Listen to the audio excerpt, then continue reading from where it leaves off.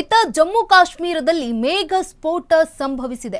ಅಲ್ಲೋಲ ಕಲ್ಲೋಲ ಹಠಾತ್ ಪ್ರವಾಹ ಈಗ ಸೃಷ್ಟಿಯಾಗಿರುವಂಥದ್ದು. ಭಾರಿ ಭೂಕುಸಿತ, 11 ಮಂದಿ ಬಲಿಯಾಗಿದ್ದಾರೆ. ಈ ಒಂದು ಪ್ರವಾಹಕ್ಕೆ, ಭೀಕರ ಪ್ರವಾಹಕ್ಕೆ ಜಮ್ಮು ಮತ್ತು ಕಾಶ್ಮೀರ ತತ್ತರಿಸ್ತಾ ಇದೆ. ಜಮ್ಮು ಕಾಶ್ಮೀರದಲ್ಲಿ ಮೇಘ ಸ್ಫೋಟ, ಅಲ್ಲೋಲ ಕಲ್ಲೋಲ ಸೃಷ್ಟಿಯಾಗಿದೆ. ಜಮ್ಮು ಕಾಶ್ಮೀರದಲ್ಲಿ ಹಠಾತ್ ಪ್ರವಾಹ, ಭಾರಿ ಭೂಕುಸಿತ, 11 ಮಂದಿ ಬಲಿಯಾಗಿದ್ದಾರೆ. ಭೀಕರ ಪ್ರವಾಹಕ್ಕೆ ಜಮ್ಮು ಮತ್ತು ಕಾಶ್ಮೀರ ತತ್ತರಿಸ್ತಾ ಇದೆ. ರಾಜೌರಿಯಲ್ಲಿ ಪ್ರವಾಹದ ರೌದ್ರಾವತಾರ, ಮನೆಗಳು ಜಲಾವೃತ ಆಗಿರುವಂಥದ್ದು. ಪೂಂಚ್ನಲ್ಲಿ ದುರಂತ, ಒಂದೇ ಕುಟುಂಬದ 5 ಮಂದಿ ಸಾವನ್ನಪ್ಪಿದ್ದಾರೆ. 2 ವರ್ಷದ ಕಂದಮ್ಮ ಸೇರಿ 5 ಬಲಿಯಾಗಿರುವಂಥದ್ದು. 7 ಮಂದಿ ನಾಪತ್ತೆಯಾಗಿದ್ದಾರೆ. ಜಮ್ಮು ಕಾಶ್ಮೀರದಲ್ಲಿ ಮನೆ ಕುಸಿದು ಹಲವರು ಅವಶೇಷಗಳ ಅಡಿ ಸಿಲುಕಿರುವಂತಹ ಶಂಕೆ ಕೂಡ ಈಗ ವ್ಯಕ್ತವಾಗ್ತಾ ಇದೆ. ಸಾಂಗ್ಲಾದಲ್ಲಿ ಪ್ರವಾಹಕ್ಕೆ ಮನೆ ಕೊಚ್ಚಿ ಹೋಗಿ 4 ಮಂದಿ ನಾಪತ್ತೆಯಾಗಿದ್ದಾರೆ. ನೂನಬಂದಿಯಲ್ಲಿ ಮನೆ ಕುಸಿದು 28 ವರ್ಷದ ಮಹಿಳೆ ಕೂಡ ಸಾವನ್ನಪ್ಪಿದ್ದಾರೆ. ಪ್ರವಾಹಕ್ಕೆ ಕೊಚ್ಚಿ ಹೋದ ವಾಹನಗಳು, ಜನಜೀವನ ಅಸ್ತವ್ಯಸ್ತ ಆಗ್ತಾ ಇರುವಂಥದ್ದು. ಜಮ್ಮು ಕಾಶ್ಮೀರದಲ್ಲಿ ರಣಮಳೆಗೆ ಹಲವು ಗ್ರಾಮಗಳ ಸಂಪರ್ಕ ಸಂಪೂರ್ಣ ಕಡಿತ ಆಗಿರುವಂಥದ್ದು. ಸಿಎಂ ಒಮರ್ ಅಬ್ದುಲ್ಲಾ ದೆಹಲಿ ಪ್ರವಾಸವನ್ನ ಅರ್ಧದಲ್ಲಿಯೇ ಮೊಟಕುಗೊಳಿಸಿದ್ದಾರೆ.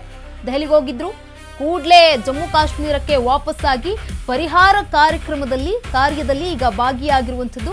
ಘಟನಾ ಸ್ಥಳಗಳಿಗೆ ಭೇಟಿಯನ್ನ ನೀಡಿ ಮೃತರ ಕುಟುಂಬಸ್ಥರಿಗೆ ಸಾಂತ್ವನವನ್ನ ಹೇಳ್ತಾ ಇದ್ದಾರೆ. ಕೇಂದ್ರದಿಂದ ಸಂಪೂರ್ಣ ನೆರವು ನೀಡೋದಾಗಿ ಕೇಂದ್ರ ಸಚಿವ ಅಮಿತ್ ಶಾ ಕೂಡ ಭರವಸೆಯನ್ನ ನೀಡಿದ್ದಾರೆ. ಇನ್ನು ಮುಂದಿನ 3-4 ದಿನ ಭಾರಿ ಮಳೆಯ ಎಚ್ಚರಿಕೆ ಕೂಡ ಇದೆ ಜಮ್ಮು ಕಾಶ್ಮೀರದಲ್ಲಿ. ಹವಾಮಾನ ಇಲಾಖೆಯಿಂದ ಜಮ್ಮು ಕಾಶ್ಮೀರದಲ್ಲಿ ಇದೀಗ ಹೈ ಅಲರ್ಟ್ ಅನ್ನ ಕೂಡ ಘೋಷಣೆ ಮಾಡಲಾಗಿರುವಂಥದ್ದು.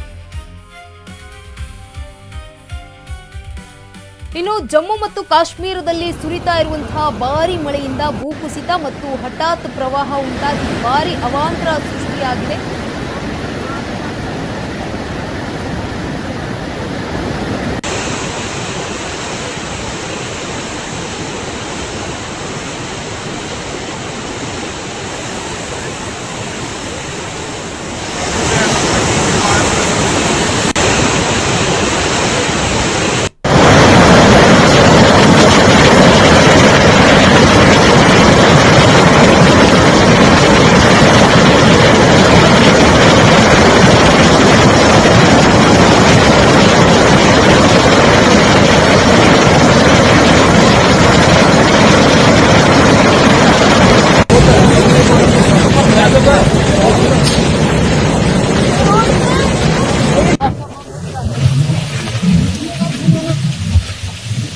National Highway 301, Sangra Expressway, road kilometer.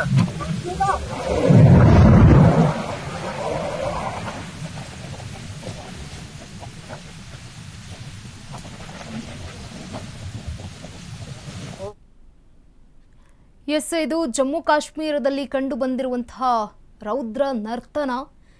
ಇದು ಜಮ್ಮು ಕಾಶ್ಮೀರ ಅಲ್ಲ, ವರುಣ ದೇವನ ರೌದ್ರ ನರ್ತನದ ದರ್ಶನ ಅಂತಾನೆ ಹೇಳಬಹುದು. ಒಂದು ಕಡೆ ಪ್ರವಾಹದ ಪರಿಸ್ಥಿತಿ, ಹೆಚ್ಚಿನ ಪ್ರಮಾಣದಲ್ಲಿ ನೀರು ಹರಿದು ಬರ್ತಾ ಇರುವಂಥದ್ದು.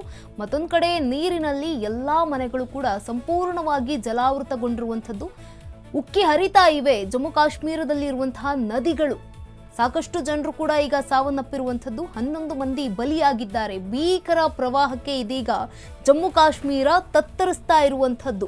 ರಾಜೌರಿಯಲ್ಲಿ ಈಗ ಪ್ರವಾಹದ ರೌದ್ರಾವತಾರ, ಮಹಾಮಳೆಗೆ ಮನೆಗಳು ಧ್ವಂಸ ಆಗ್ತಾ ಇರುವಂಥದ್ದು. ಒಂದೇ ಕುಟುಂಬದ 5 ಮಂದಿ ಕೂಡ ಸಾವನ್ನಪ್ಪಿರುವಂಥದ್ದು. 7 ಮಂದಿ ನಾಪತ್ತೆಯಾಗಿದ್ದಾರೆ. ಮನೆ ಕುಸಿದು ಹಲವರು ಅವಶೇಷಗಳ ಅಡಿ ಸಿಲುಕಿರುವಂತಹ ಶಂಕೆ ಕೂಡ ವ್ಯಕ್ತವಾಗ್ತಾ ಇದೆ.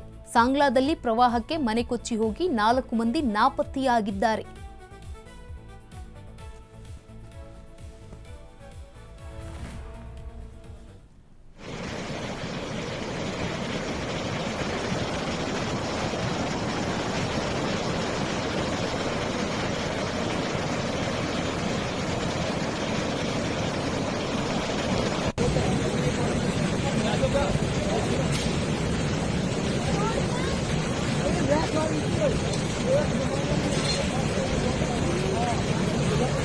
बहुत बड़ा तूफान आया, आप देख सकते हो।